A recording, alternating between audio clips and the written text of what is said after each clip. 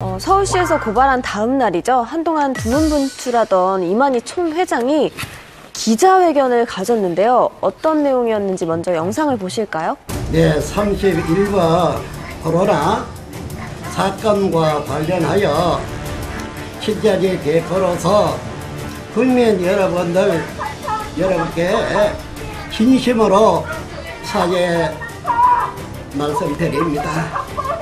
고의적인 것은 아니지만 많은 감염자가 나왔습니다. 그래도 최선의 노력을 했습니다. 그러나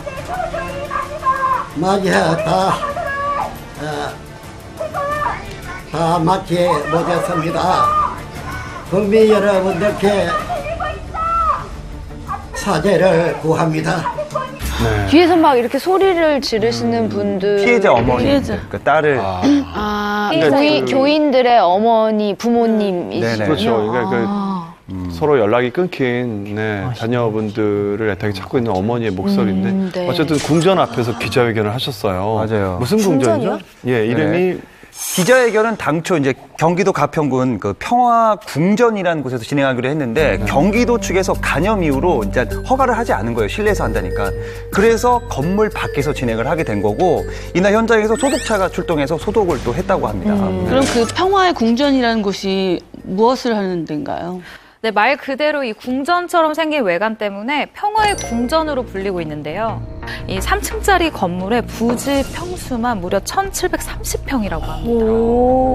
북한강까지 끼고 있어서 사실 이 경치가 굉장히 좋다라고 하는데 그렇기 때문에 평소 이 총회장이 별장처럼 사용을 하고 있는 것으로 알려져 있습니다. 자, 여러분들은 이만희 총장의 기자회견을 어떻게 보셨습니까? 해명이 충분했다고 보십니까? 일단 이만희 씨가 이제 예수 교회 이런 거잖아요. 근데 절을 했어요. 여기에 대해서 많은 누리꾼들이 왜 절을 하냐 이런 분들도 있고 또 절을 2번이나 했어요. 큰 절을. 죽은 사람에게 하는 결례 아니냐 이런 누리꾼들의 질타가 많았습니다, 사실. 얘기한 것 중에 그게 있잖아요. 고의적인 것은 아니지만 많은 감염자가 나왔다. 일단 아까 제가 말씀드렸던 것 중에 미필적 고의 이렇게 될 거라는지는 몰랐다. 고의는 아니었다는 얘기를 하고 있는 것 같은데 고발이 됐잖아요. 살인죄랑 상해죄로. 제가 볼 때 여기서 핵심은 그건 것 같아요. 지도부 안에서 신도들에게 자기들끼리 또 루트가 있잖아요. 메시지를 보내는 게. 검사받지 마세요라는 지시가 내려왔는지 확인하는 게 전 되게 중요할 것 같아요. 만약에 이런 게 전혀 없이 신도들이 자발적으로 그냥 갈 필요 없다라고 해서 아름아름 했으면은 이 죄가 성립하기 힘든데 만약에 우리는 이렇게 우리 안에서 보호 충분히 받고 있으니 우리의 신분이 드러날 수 있으니 검사에 응하지 말고 방역에도 도움을 받지 마십시오라는 거를 이만희 총회장 혹은 지도부가 직접적으로 많은 사람에게 전파를 했으면 그거에 따른 처벌은 받을 가능성을 배제할 수 없습니다. 그리고 기자회견할 때 보니까 그 첫 번째 질문이 본인이 영생 불사한다고 생각하냐였잖아요. 근데 그 질문을 이제 옆에 있던 분이 직접 전달을 하면서 질문 아니에요, 안 하셔도 돼요라고 말을 하더라고요. 그 사람은 누군가요? 그 여성분은 누굴까요? 네. 정말 본인은 영생 불사한다고 생각하십니까? 아직 답변 안 하셔도 돼요. 하지 않겠습니다. 그 질문 아니에요. 안 하셔도 돼요. 김평화 씨라고 하는데요. 10년 넘게 과천 신천지 총회본부 행정 전반을 처리하는 섬으로 일을 하고 있다고 합니다. 신천지 관계자에 따르면 이 총회장의 수행비서 업무를 맡고 있다고 합니다. 와, 이 부분, 그러니까 저도 봤는데 이 첫 질문이 사람들이 이제 왜 코로나 관련된 게 아니라 이 질문이었을 거라고 생각하는데 전 되게 핵심적인 질문이라고 생각을 하거든요. 예라고 했는데 만약에 죽음을 맞게 되면은 신천지 총회장의 말이 틀렸다는 게 되는 거고 영생 불사한다고 생각하냐라고 해서 아니요라고 하면은 그 순간 본인이 얘기했던 게 다 거짓말이 돼버리니까 아예 대답을 하지 말라고 막은 것 자체가 저는 이분이 되게 사태 파악과 대처를 빨리 한 게 아닌가라는 생각이 듭니다. 근데 원래 이제 교주한테 이렇게 큰 소리로 막는 사람이 없거든요. 그러니까 저는 이분이 대단한 것 같아요. 사실상. 그러니까 죄송하지만 옆에서 보면서 말을 못하게 하더라고요. 맞아요. 이거 말씀 안 하셔도 돼요. 이거 27일입니다. 이렇게 정정하고 얘기하는 게 그 이만희 씨가 총회장인데 총회장을 움직이는 그거 말하시면 안 돼요. 이거 같은 쉽지 생각도 않아요. 들었고. 오히려 그분이 뭔가 실세 같은 느낌도 맞아요. 들고. 그리고 대답을 할 때 이만희 총회장이 왔다 갔다 했다. 그동안의 행적에 대한 질문에 라고 얘기하니까 그 김평화 씨가 옆에서 움직이지 않고 여기에 있었다라고 하세요라고 말하는 걸 보면서 그 조정하는 거 있잖아요. 필요하게 어떻고 왔다 왔다 자꾸 그래 한 것입니다. 그래 하세요. 움직이지 않고 여기에 있었다고 하세요. 기자회견이 얼마나 치밀하지 못했냐를 좀 보여주는 것 같아요. 네. 맞습니다. 사실 이 정도면은 2인자가 맞다라고 볼 수가 있어요. 그러니까 답변까지 이제 조절을 할 수 있었을 텐데, 이제 시천제 2인자였던 김남희 씨가 탈퇴를 하면서 이만희 총회자의 채층꾼으로 급부상한 인물이라는 얘기가 있고요. 심지어 다른 간부들이 신천지 내부에서 이 총회장의 의중을 알아보려면 김평화 씨를 거쳐야 된다라는 그런 분물들이 있다고 하고요. 또 신천지 측에서는 하지만 이에 대해서 공개적으로 뭐 확인해 준 것은 없습니다. 네, 또 논란이 된 게 이제 아까도 말씀드렸듯이 이제 기자회견장에서 이만희 총회장이 2번 절을 했습니다.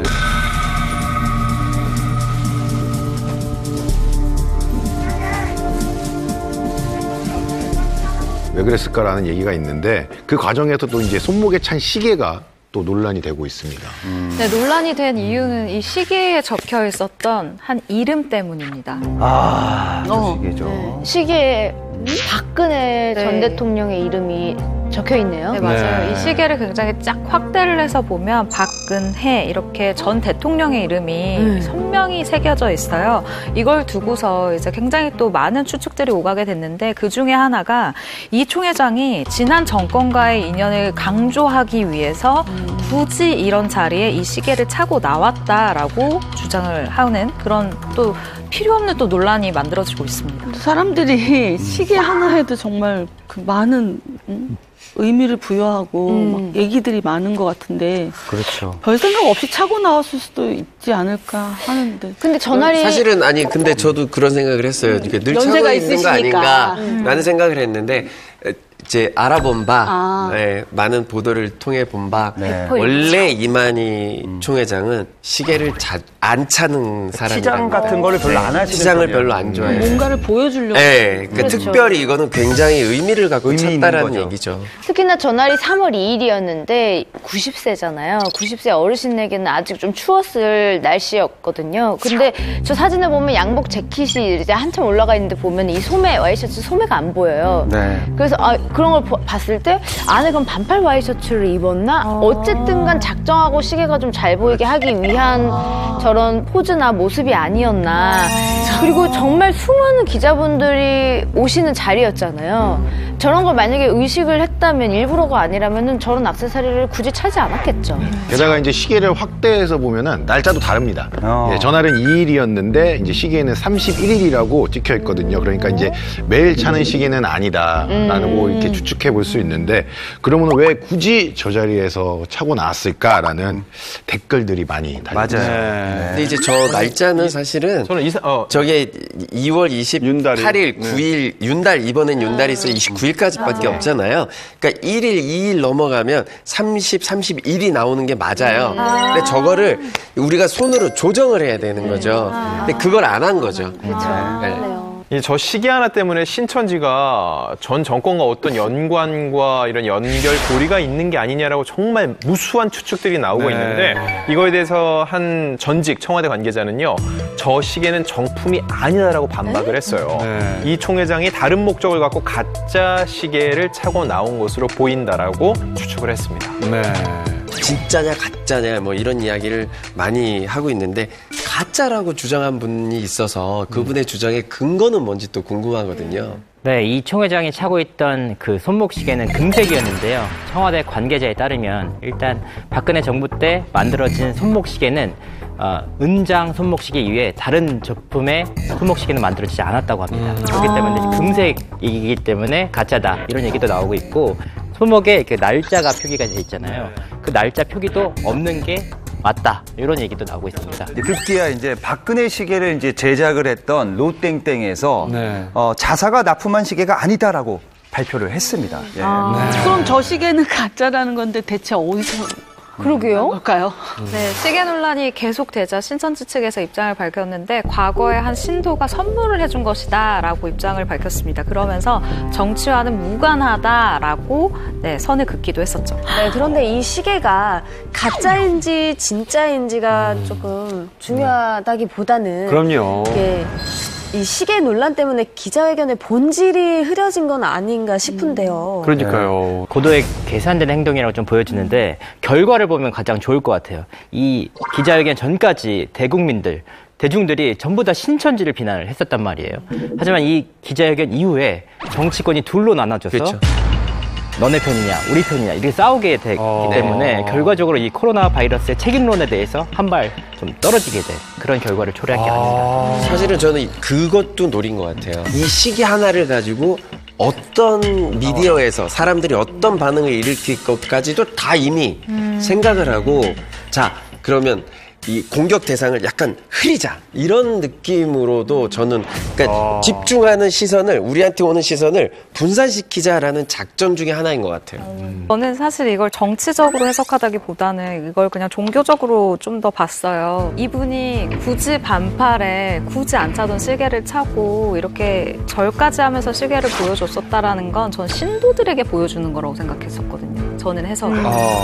신도들에게 나는 대통령도 인정한 사람이야. 혹은 내가 대통령도 나한테 이렇게 시계 선물을 할 정도로 내가 무언가 영향력이 있는 사람이야라는 거를 보여주려고. 근데 그 신도들이 다 그게 가짜인 거를 이제 알아요. 알게 되는. 근데 이제 저도 이제 최정아 씨처럼 최정아 기자처럼 그런 생각을 해봤어요. 이 메시지를 누구한테 주는 메시지일까? 신도일까? 근데 이제 저는 이제 거꾸로 생각한 게 신도들은 이미 다 알고 있는 사실인 거죠. 왜냐하면 본인이 설교할 때 자료도 그 박근혜 전 대통령과 같이 한 자리에 있는 사진까지도 막 띄우고 그 신천지 교인들은 이미 다 아는 거예요. 이미 알고 있는 다 아는데 사실이다. 우리가 모르고 있는 거잖아요. 국민들이 난 어떤 사람이다라는 위치를 국민들한테 보여주는 거죠. 그렇군요. 예.